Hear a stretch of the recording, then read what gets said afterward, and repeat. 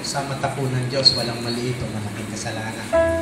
Sa timbangan niya, ang kasalanan ay kasalanan. Wala itong kulay, timbang o hugis. Kaya nakikita niyo po kaming masaya. Ang kasiyahan ito'y nagmumula sa kapatawaran ng gagaling sa Kanya. Alam mo, Gloria, mahal ka ng Diyos. Tulad ng pagmamahal niya sa mga tao na sa labas ng tulong. Tulad ng pagmamahal niya sa mga taong pinagkautangan natin ang ating mga pagkakasala.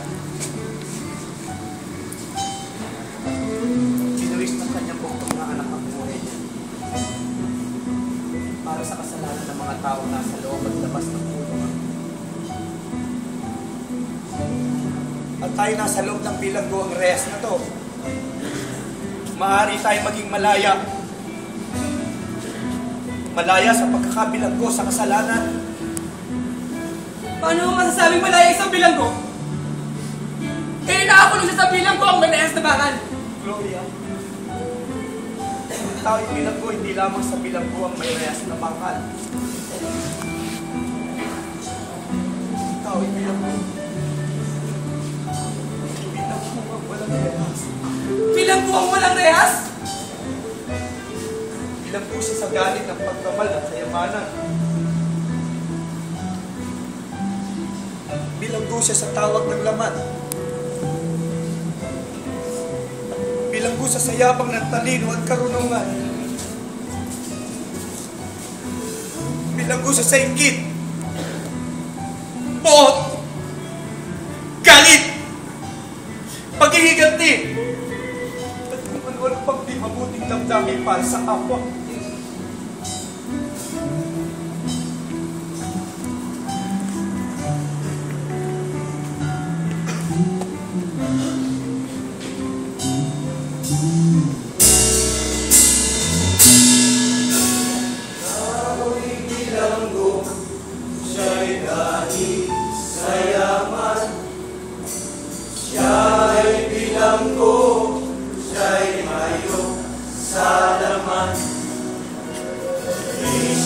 Malaya kung ang sarili laging una, taong makasarili sa sarili bilanggo siya.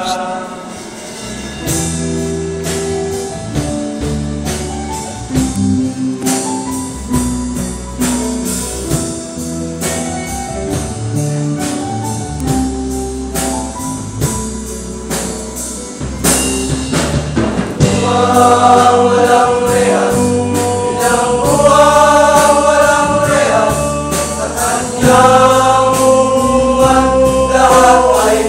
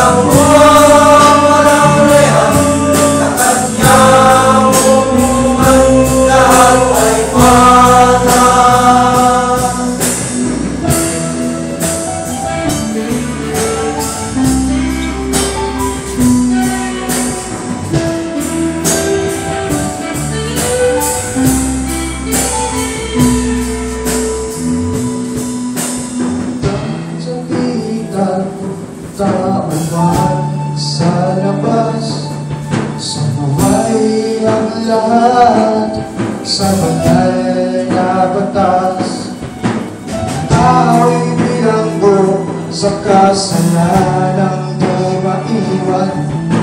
Paulit-ulit pabalik-balik sa salang kinagiliwan. Siya'y nakakulong sa rehas ng kasalanan. Ilang buwang walang rehas ang kanyang tinigan.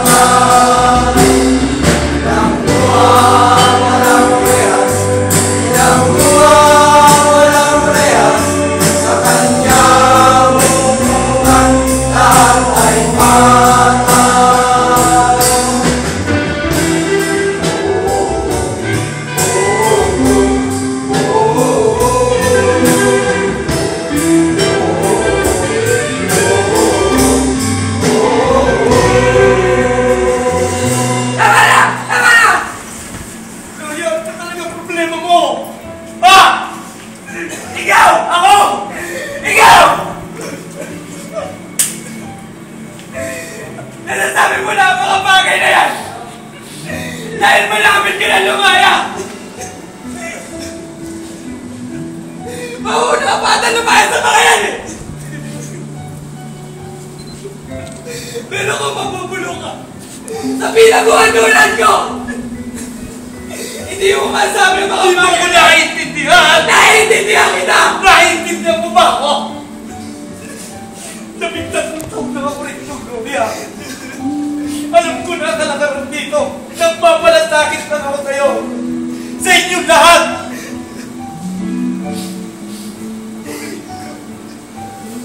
Ulitin ka.